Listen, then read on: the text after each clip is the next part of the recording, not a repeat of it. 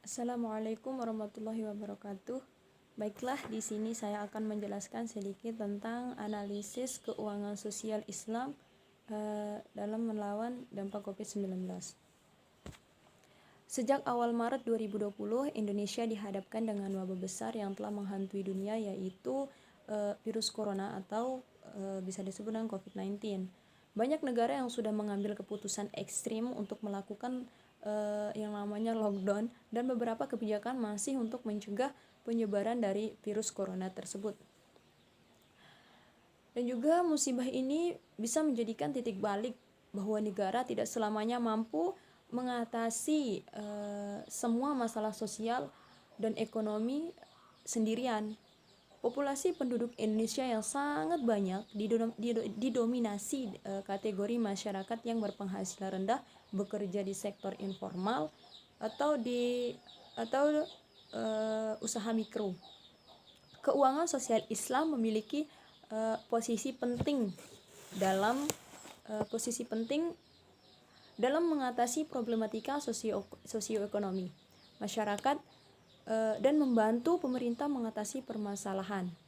Sebagai negara dengan mayoritas muslim terbesar, maka dapat memaksimalkan potensi dana sosial Islam yang dikelola organisasi pengelolaan zakat, infak, dan sedekah atau bisa disebut dengan OPZIS, dan juga lembaga keuangan mikro itu. Baiklah, dan di sini juga ada dua tugas utama yang bisa dilakukan untuk melawan pandemi COVID-19,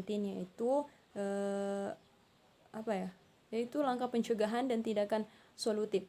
Pemberdayaan dana zakat atau infak dan sedekah atau bisa disebut dengan ZIS dapat dimaksimalkan untuk membantu masyarakat untuk bisa bertahan hidup.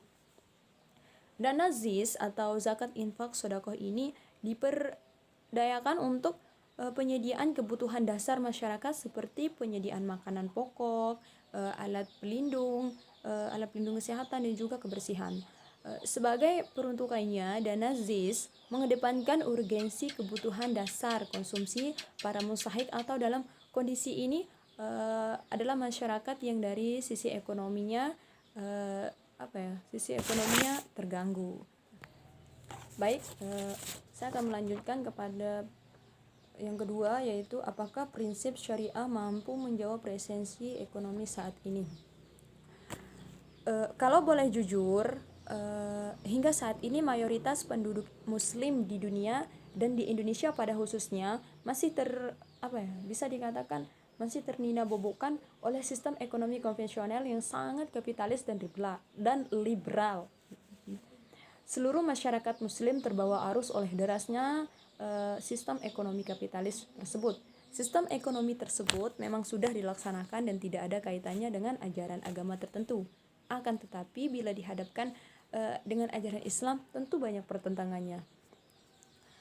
Sayangnya, di Indonesia sistem ekonomi Islam atau syariah lebih banyak berada pada tataran teori, belum sepenuhnya diimplementasikan dalam seluruh lini muamalah.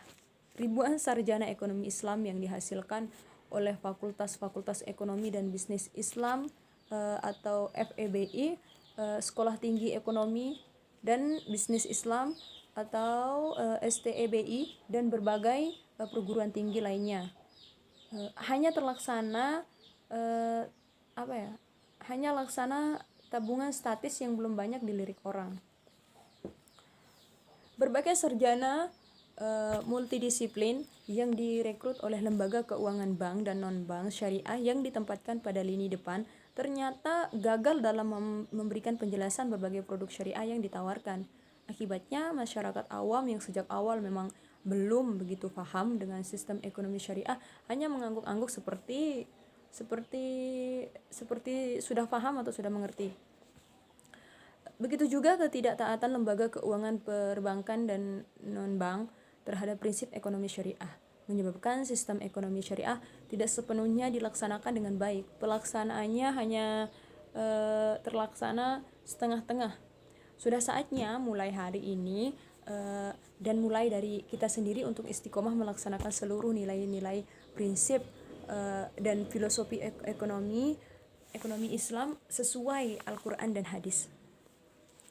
Apalagi di tengah resensi ekonomi akibat virus corona atau COVID-19 yang telah melanda seluruh negara, ekonomi Islam mempunyai posisi yang sangat strategis dalam mendukung terwujudnya reformasi perekonomian baik di dunia maupun umumnya maupun pada umumnya di Indonesia pada khususnya.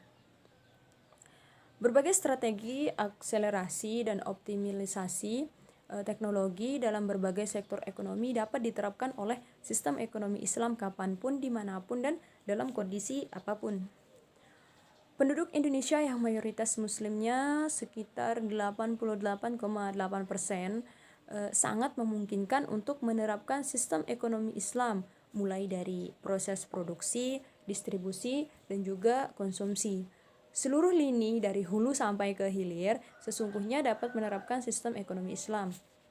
Dan kondisi yang demikian sesungguhnya telah diterapkan oleh seluruh lini perekonomian, hanya saja ketaatan untuk secara kafah melaksanakan prinsip-prinsip ekonomi Islam perlu terus ditingkatkan. Mungkin hanya ini yang saya ketahui, kurangnya saya mohon maaf.